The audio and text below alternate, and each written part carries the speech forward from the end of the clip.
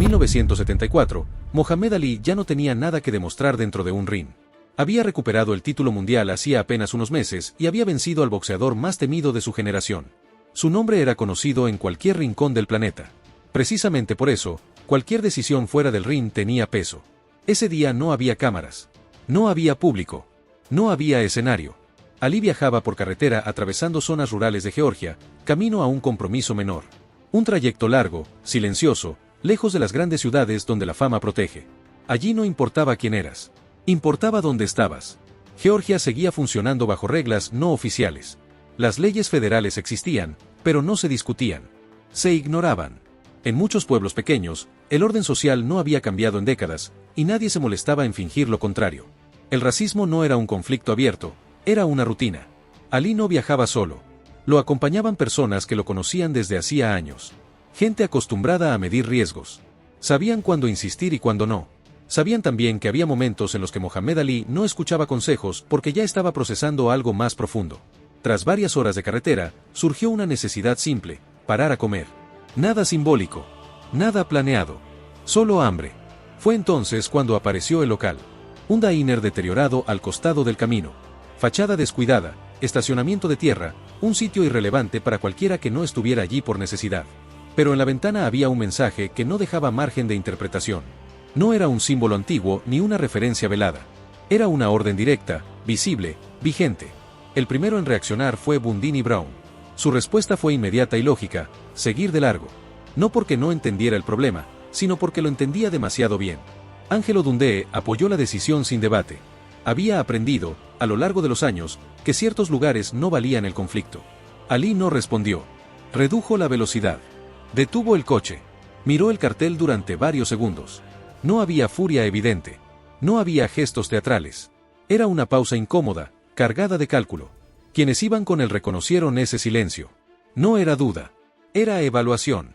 El momento exacto en el que una situación deja de ser externa y se vuelve personal. Ali abrió la puerta. Nadie intentó detenerlo. No por aprobación, sino porque ya era tarde. Howard Bingham tomó su cámara, no por instinto profesional, sino porque sabía que aquello no iba a ser un intercambio común. Los demás bajaron detrás. No como escolta, como testigos. Al entrar, el sonido de la campanilla interrumpió el ambiente del local. Conversaciones cortadas. Cubiertos detenidos. Miradas que se alinearon al mismo tiempo. No había entusiasmo. Había reconocimiento y tensión. Dentro había clientes habituales. Gente que nunca había tenido que cuestionar ese cartel. Detrás del mostrador estaba el dueño, un hombre acostumbrado a mandar en ese espacio sin oposición. El negocio llevaba generaciones en la familia. Con él, una misma norma no escrita, repetida sin reflexión. El dueño reconoció a Ali al instante. Lo supo por la cara, por la postura, por la presencia. Durante un segundo pareció desconcertado.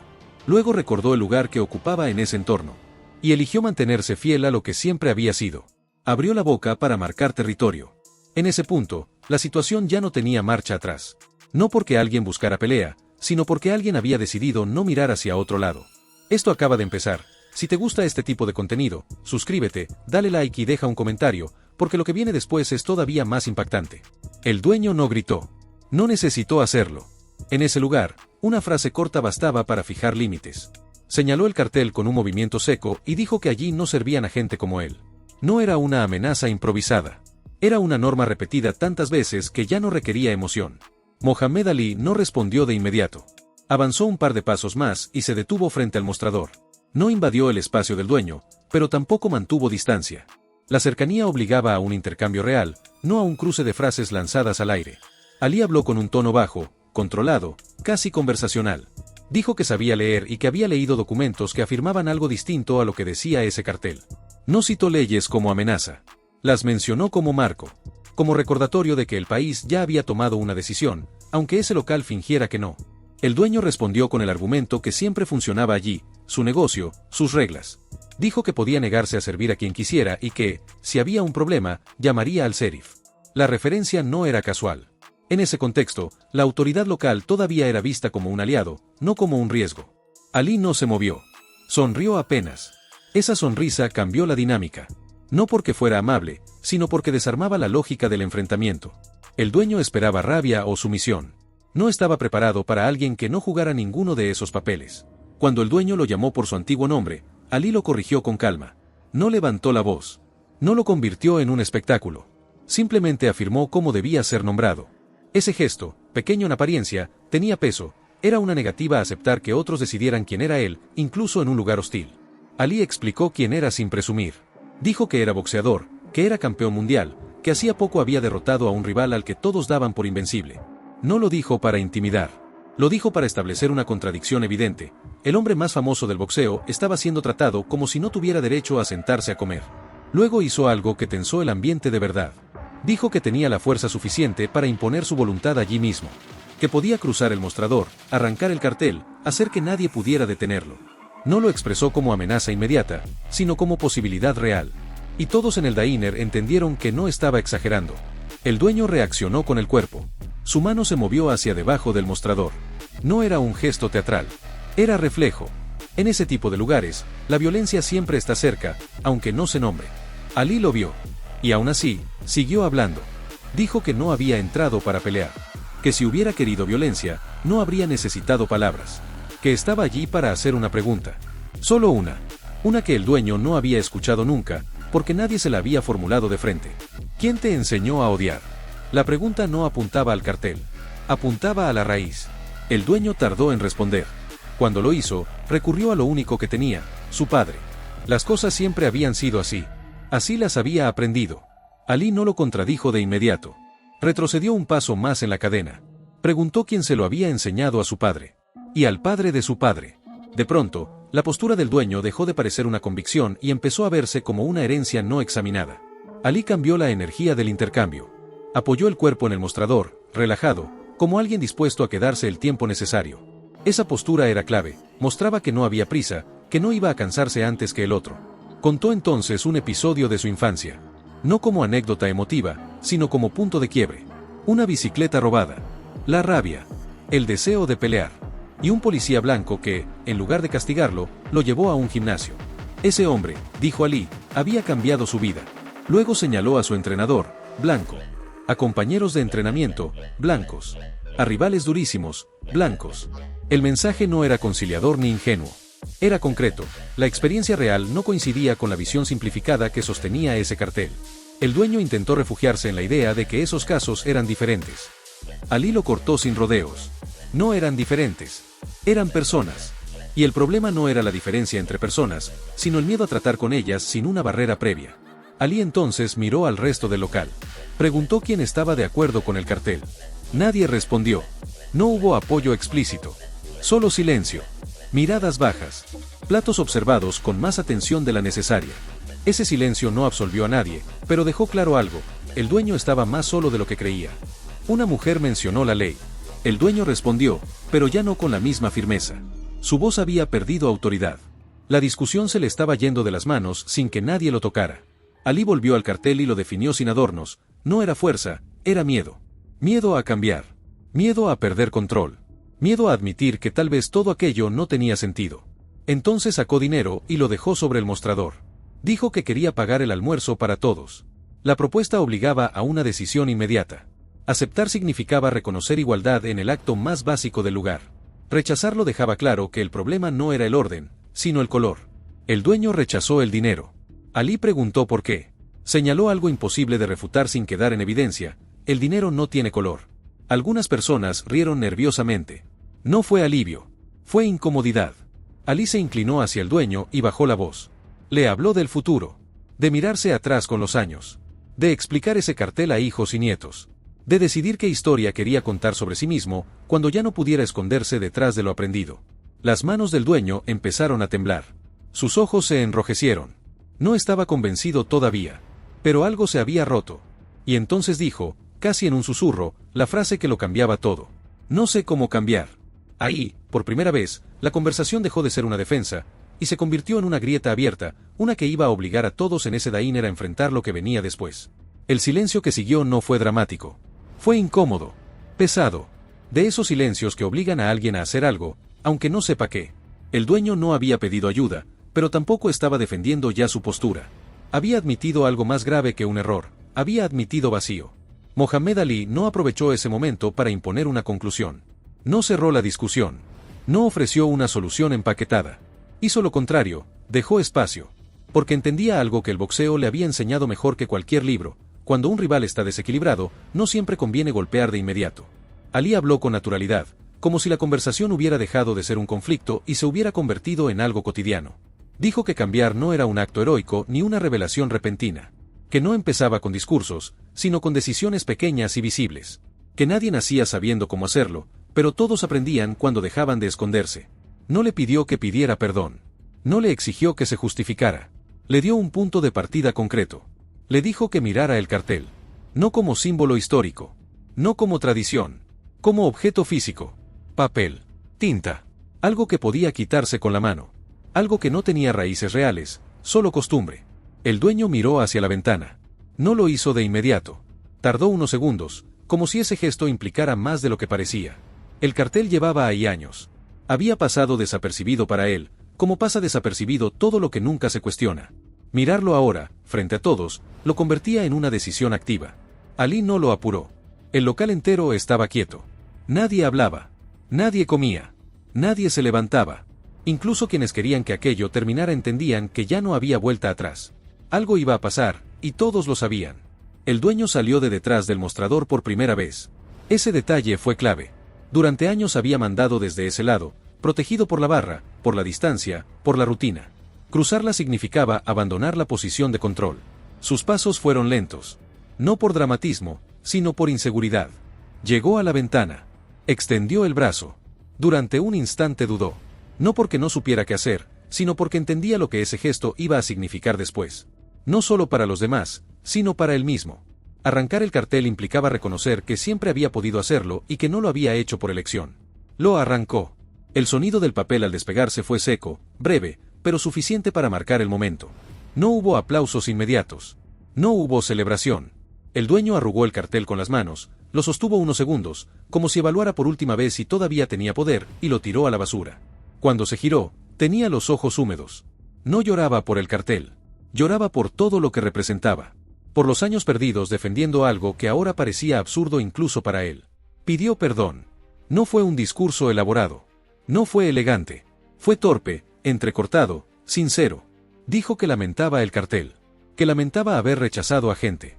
Que lamentaba haberse convertido en alguien que no reconocía. Ali no aplaudió. No levantó los brazos. Se acercó y le puso una mano en el hombro.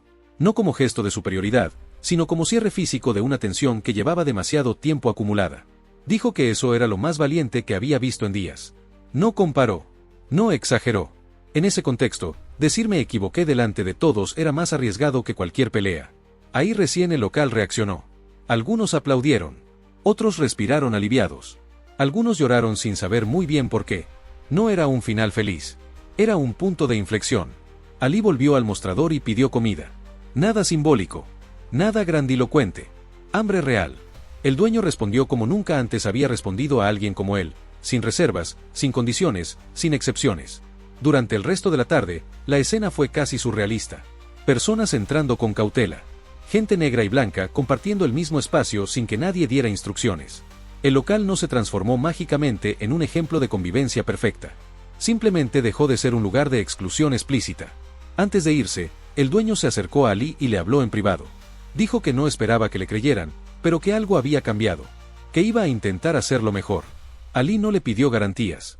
Solo le dijo que volvería. Que pasaría por allí de nuevo. Y eso, para el dueño, fue más desafiante que cualquier sermón. Porque significaba que lo que había hecho ese día no era un gesto aislado para salir del paso, sino el comienzo de algo que tendría que sostener cuando ya no hubiera testigos.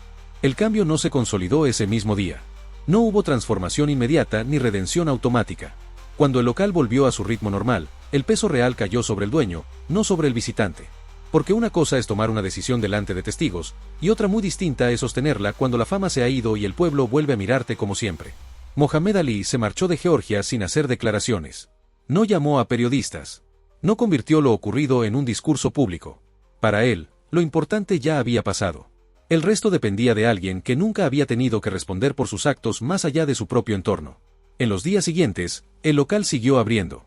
Al principio, nada parecía distinto salvo un detalle imposible de ignorar: la ventana estaba vacía. Donde antes había una orden, ahora no había nada.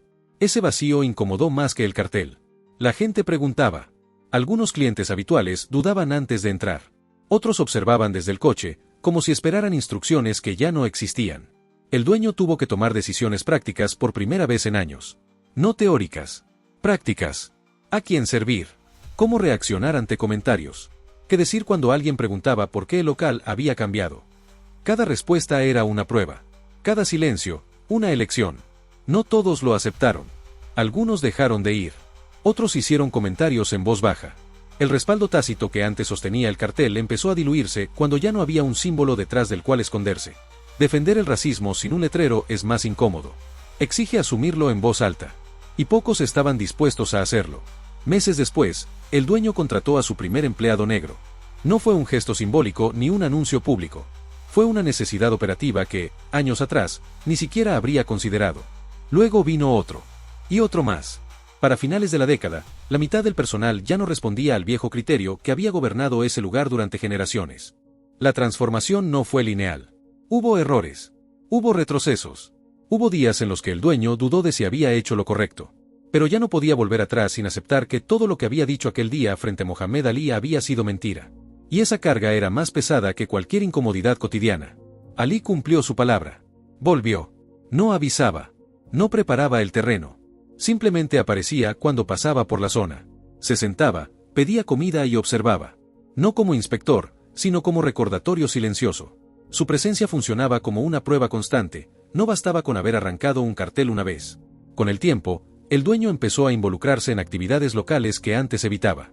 Reuniones comunitarias. Iniciativas de integración. Conversaciones incómodas con gente que había pensado exactamente como él durante años.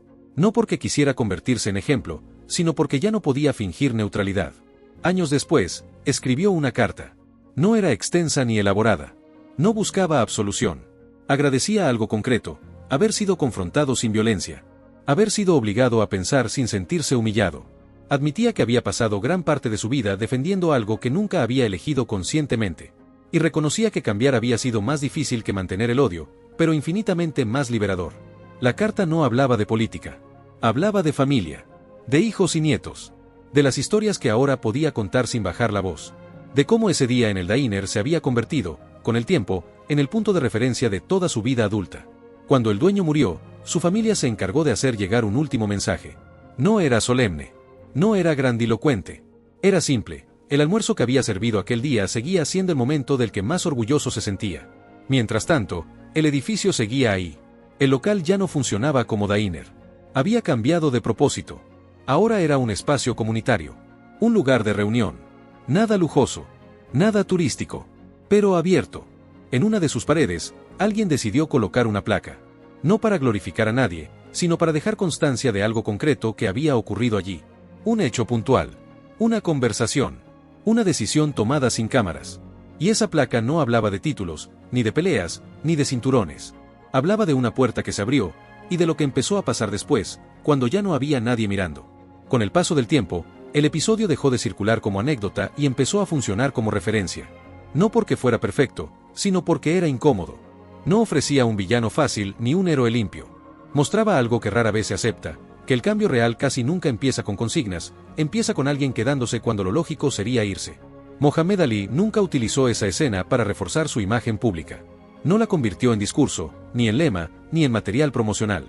Cuando se la mencionaban, la reducía a una frase mínima, casi desechable: había tenido una conversación. Esa reducción no era falsa modestia. Era precisión.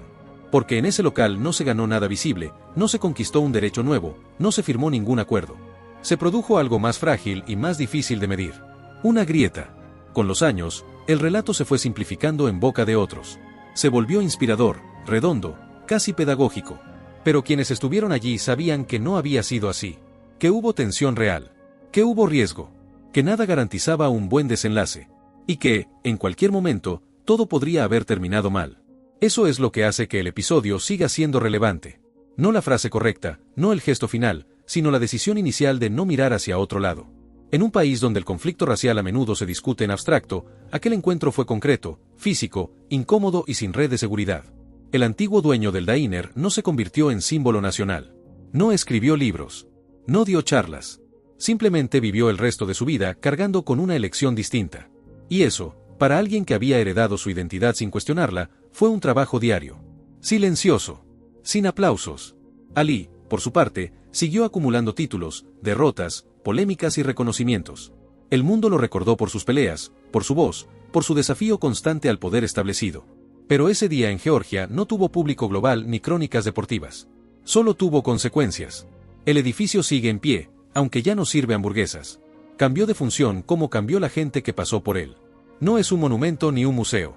Es un espacio común, usado, imperfecto. Exactamente el tipo de lugar donde las conversaciones difíciles deberían ocurrir más a menudo. La placa en la pared no habla de gloria. No menciona cinturones ni récords. Habla de un momento específico en el que alguien eligió hablar en lugar de golpear, quedarse en lugar de pasar de largo, incomodar en lugar de aceptar. Porque cualquiera puede derribar a otro con fuerza. Lo realmente raro es encontrar a alguien dispuesto a cargar con el peso de cambiar a otra persona sin garantías de éxito. Eso fue lo que hizo diferente a Mohamed Ali ese día. No su fama, no su poder físico, sino su negativa a aceptar que el odio era algo fijo, inamovible, inevitable. Si llegaste hasta aquí, suscríbete, dale like y comenta, porque pocos canales siguen hablando de este tipo de boxeadores que lo fueron todo.